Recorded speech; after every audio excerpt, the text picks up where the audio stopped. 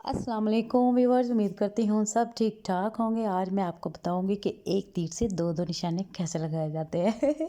मैं बना रही हूँ सफ़ेद चने और ये बहुत ही मज़े के डिलीशियस हैं। सिंपल सी रेसिपी है, तो चलते हैं अपनी रेसिपी की तरफ कि आप एक तीर से दो दो निशाने कैसे लगाएं। बहुत ही सिंपल रेसिपी है, बस बनाने का फ़न होना चाहिए। चनों को मैंने ओवरनाइट भिगो के रख दिया था ताकि इनको सुबह अच्छे से पकाया जाए और अच्छे से फिर ठूस लिया जाए।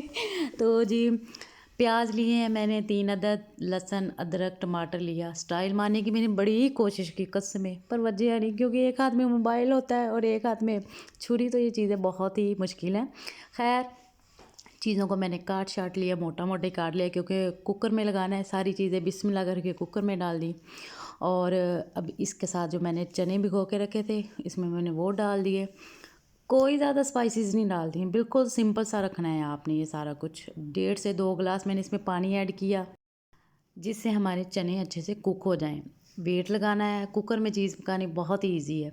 साथ मैंने सिर्फ नमक डाला है इसमें टेस्ट के अकॉर्डिंग, और हाफ़ टी स्पून इसमें मैंने डाली है हल्दी। चलें जी, कुकर हो गया है तैयार, जिसको लगा दो सीटियाँ। और फिर टाइम नोट करो, मैक्सिमम 15 से 20 मिनट। चनों पे डिपेंड करता है देसी चने हैं या फार्मी चने। खैर मेरे तो फिलहाल फार्मी चने लगते मैनू, मोटे मोटे ने। तो जी अल्हम्दुलिल्लाह कर टाइम ओवर हो चुका है अल्हम्दुलिल्लाह। देखें जी, चने भी आलमोस्ट नहीं सारे ही गल गए हैं।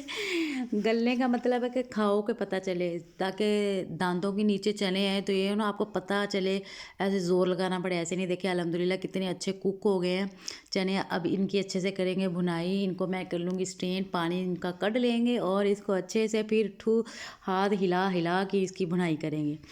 तो इनका मैंने पानी स्ट्रेन कर लिया। इसमें मैंने कोई स्पाइसेस नहीं डाले थे। अभी इसमें मैं डालूँगी हाफ़ कप, इसमें मैं डालूँगी ऑयल। और इसकी अब अच्छे से करेंगे भुनाई, क्योंकि हम 3 लोग हैं, उसी के हिसाब से चीज़ें हैं।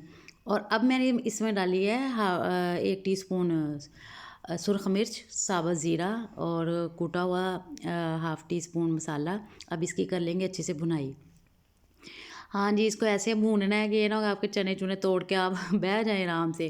तो ऐसे ना लाहौरी छोले बनेंगे ना, बिल्कुल ऐसे सिंपल सी इंग्रीडिएंट्स हैं। कोई इसमें मैंने ज़्यादा स्पाइसेस नहीं डाले, ऐसे डालने की ज़रूरत भी नहीं है।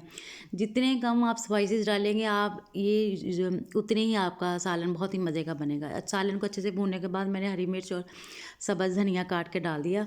अब देखिए जी, एक निशाना तो ये हो गया कि इनको मैं काढ़ लूँगी कटोरी में भुने हुए चनों को, क्योंकि देखिए स्पेशल बनेंगे चने। और ये जो मैंने इसका पानी स्ट्रेन किया हुआ था वो अब मैं इसमें डाल दूँगी। तो ये शोरबे वाले चने हो गए ना, एक तीर से दो दो निशाने। तो ये चीज़ें हैं, बस थोड़े सी कॉमन सेंस है। ये नहीं कि मैंने अब चनों को अलहदा से हांडी पे चढ़ा लो और भुने हुए चने अलग से बनाओ और शोरबे वाले। मैंने पहले बहन चने ज़्यादा अपने ना भिगो लिए, ताकि मेरी ना अलहदा से मैं निकाल सकूं भुने हुए चने भी। और ये देखिए जी अल्हम्दुलिल्लाह लंच की हो गई है तैयारी। शोरबे वाले भी खाओ तो भुने हुए भी खाओ, तो नाल कट्टो सलाद ते खूब चस्के ले लेके खुद भी खुश रहो, दूसरों को भी खुश रखे। मिलते हैं नेक्स्ट रेसिपी में। दुआओं में याद रखें। अल्लाह हाफिज़।